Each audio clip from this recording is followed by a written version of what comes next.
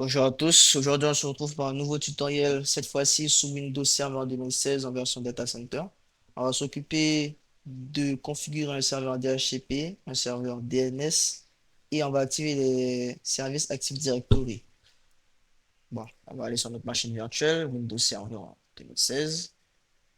Il y a plein de tutos pour savoir comment installer une machine virtuelle, c'est très simple. Soyez en mode administrateur sur votre machine virtuelle, très important pour en avoir aucun problème. Donc là, la première étape, ça sera de configurer votre machine virtuelle. On va commencer par renommer notre machine virtuelle. Vous allez dans les paramètres, système, information système. Bon, moi, je l'ai déjà fait. Vous faites renommer le PC. Ils vont vous demander si vous voulez redémarrer le PC ou pas. Faites-le. Faites vos mises à jour. Très important, mise à jour de sécurité. Et une fois que Windows Update aura recherché toutes les mises à jour, elles vont s'effectuer. Ça peut prendre 30 minutes, 1 heure selon votre connexion Internet. Là, on va tout d'abord attribuer une adresse IP fixe à notre machine. Au nom, on ouvre le panneau de configuration. Dans la partie où on peut voir les cartes horizon Internet. Très simple. On sélectionne le IPv4. Hop, on choisit une adresse IP fixe. On va faire simple. On va mettre 68.2.2. Le serveur du truc DNS. La passerelle par défaut, bon, on va pas utiliser ça pour le moment, ce n'est pas grave. Et on fait OK. Hop, OK. Voilà. Hop, c'est parfait. Là, on peut lancer le gestionnaire de serveur tranquillement.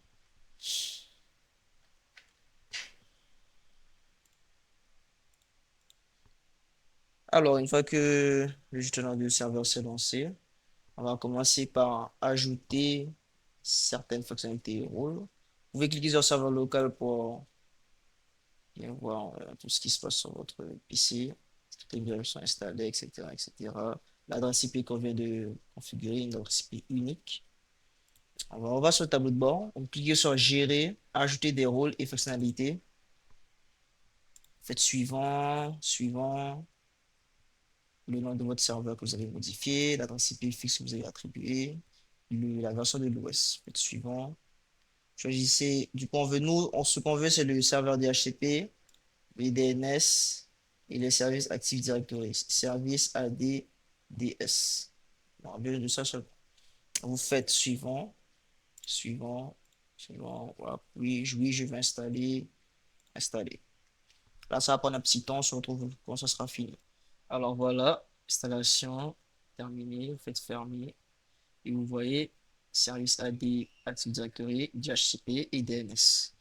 On clique sur le petit drapeau en haut à droite, il n'y a pas de warning, c'est les notifications. On va commencer par le serveur DNS et le contrôleur du domaine.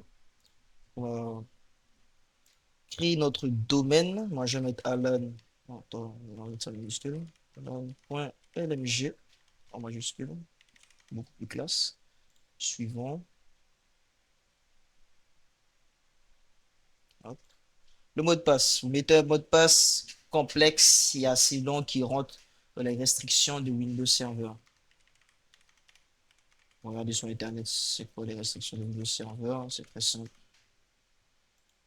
Hop, suivant. On ne peut pas créer de délégation, pas besoin. Suivant. Là, ça fait un petit changement.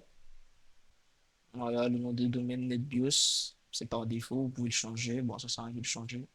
Le suivant.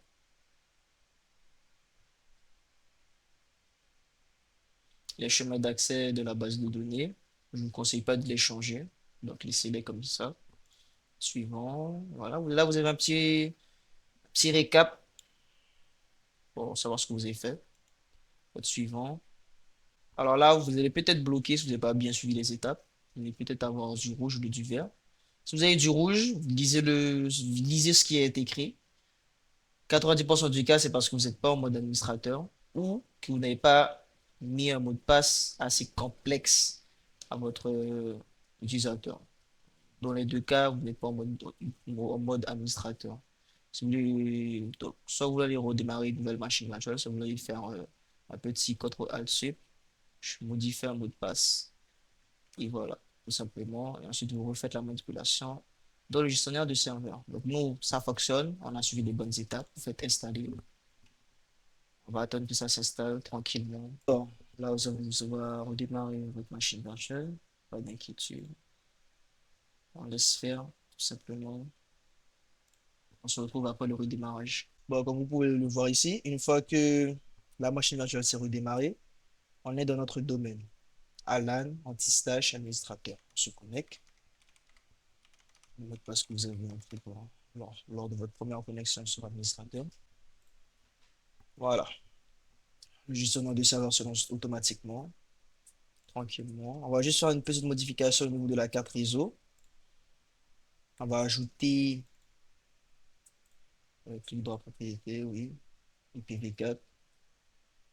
Une adresse DNS semi automatiquement. On va mettre, pour éviter tout bug, comme j'aime bien faire, on va spécifier très clairement notre adresse IP du serveur DNS, vu que c'est la même machine, du coup, sur la machine où on se trouve actuellement.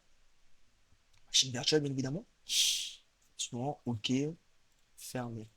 Hop, ouais, c'est parfait. Quelques serveurs ne se sont pas lancés correctement. On fait un petit clic droit, démarrer les services, clic droit, démarrer les services. OK. Pour le moment, le serveur DNS et les services ADDS, Active Directory, sont lancés. On va faire terminer la configuration DHCP. Hop, suivant. Oui, validé. Fermé. Premièrement, ça c'est fait normalement. On va dans Outils. On va sur DHCP. On va agrandir ça. Hop, hop.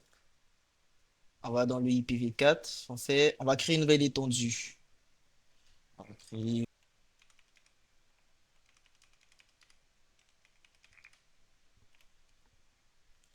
hop, suivant. On va la page d'adresse IP. On va mettre entre 192.68.2.50 et entre 192.168.2.100. Fait suivant. On va pas mettre d'exclusion, du coup on fait suivant. La durée du bail. La durée du bail, voilà, la définition est là. Tout simplement, je ne vais pas vous expliquer ça. Oui, je vais configurer ces options maintenant. Suivant. On va pas mettre de password par défaut, c'est pas le but du tuto. Suivant, vous voyez bien que notre domaine parent c'est bien alan.lng. L'adresse IP du serveur DNS est là. Suivant, pas besoin de serveur Win, si vous avez besoin, faites-le. Dans mon cas, pas du tout. Nous, je vais activer cette étendue maintenant. Suivant, terminé. Ok, partie DHCP, c'est fait. Nous allons aller dans utilisateur et ordinateur Active Directory pour créer nos premiers utilisateurs. On va dans le domaine. Hop. On va même créer un nouveau dossier. Alors, c'est exactement nouveau unité d'organisation. On va mettre on va créer un dossier élève. Maintenant, ok. On va faire un nouveau utilisateur. On va mettre mon prénom. Pas d'initial. Ça major. On va mettre la première lettre de mon prénom. Point. Nom de famille de l'élève. Suivant. On va mettre un mot de passe. Alors là, vous devez mettre impérativement un mot de passe complexe. Quand je parle de complexe, un mot de passe bien long. C'est trois.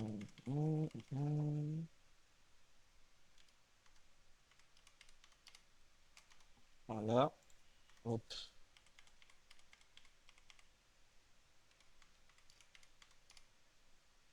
Je pense que j'ai mis une ressource sans faire par exprès parce que j'écris sur un clavier mécanique.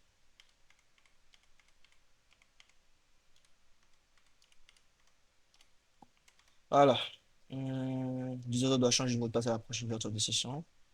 On va laisser oui, on va laisser oui. Mot de passe n'inspire jamais, on va laisser ça. Suivant. Terminé, ok. Premier utilisateur créé. On va créer un autre dossier pour ce qui est admin. Alors, ce que je vous conseille, c'est lors de l'intégration, surtout en machine virtuelle, car c'est assez, on va dire que c'est compliqué, mais c'est assez pénible. On va créer un utilisateur admin. Alors, notre super utilisateur, bien sûr, en admin, suivant, pas besoin de changer de mot de passe.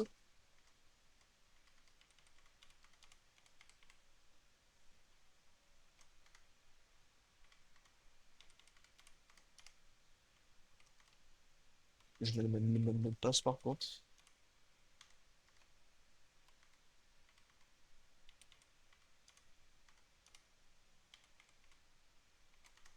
Voilà, suivant. Hop, voilà. On va dans propriété, on va lui mettre les droits d'administrateur. Puisque je me rappelle, ajouter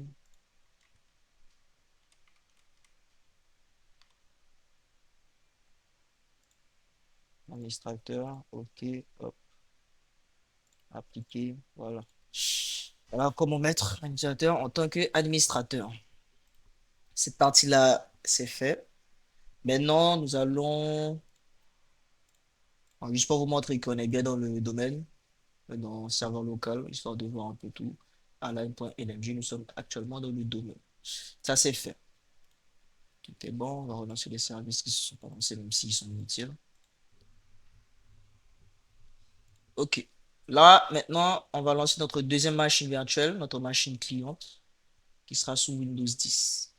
Alors, on lance notre petit Windows 10 tranquillement. Bon, une fois que vous avez votre machine cliente, sous Windows 10 ou peu importe l'OS, vous allez d'abord vous mettre sur le même réseau que la machine serveur. Pareil, pas de configuration, IPv4. Donc, nous, on avait mis 192.8 réseau 2. On va mettre par exemple 54. Moi, j'ai ce réseau, pas besoin de passer par défaut. Et l'adresse DNS. Du coup, on va mettre l'adresse du serveur, Windows Server 2016. Du coup, c'était sur le 18, 2, 2. Hop, OK. Parfait. Une fois ça, vous allez dans vos paramètres, dans le système, descendez tout en bas. Alors, si ça veut bien, oui, à propos de. Faites renommer ce PC en avancé. Eh bien, le groupe de travail, c'est Workgroup. Modifier, on va même changer de nom de l'ordinateur. Windows, c'est tirer. Et le domaine, on va mettre alan.lmg.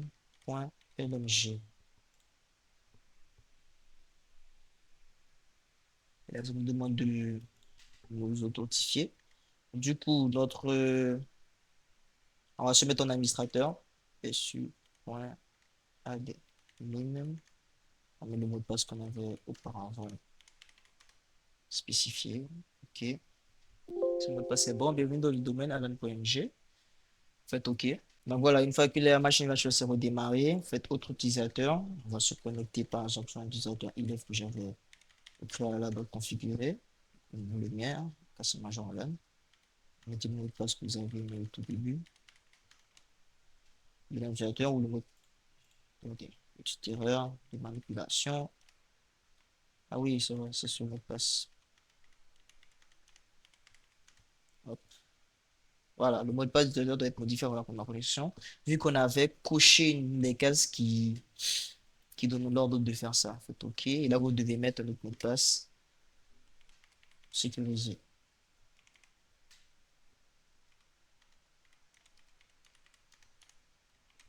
Voilà. Hop. On écrit.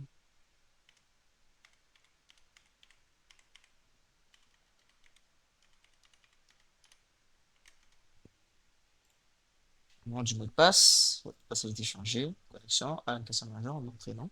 Enfin, prénom et nom. Du coup, là, ça fait le truc de Windows. Première connexion, ça vous fait ça à chaque fois. De toute façon, à chaque fois qu'un utilisateur se connecte pour la première fois. Voilà. La machine va se lancer. On va vérifier que nous sommes parfaitement dans le domaine. On va aller voir notre carte réseau. Envoyer allen.lmg. Directement, on va aller dans les détails. On va citer. Hop, hop, tout est là. Bon. Et puis voilà, le tuto est réussi. Bravo à vous. Et à la prochaine pour un nouveau tuto.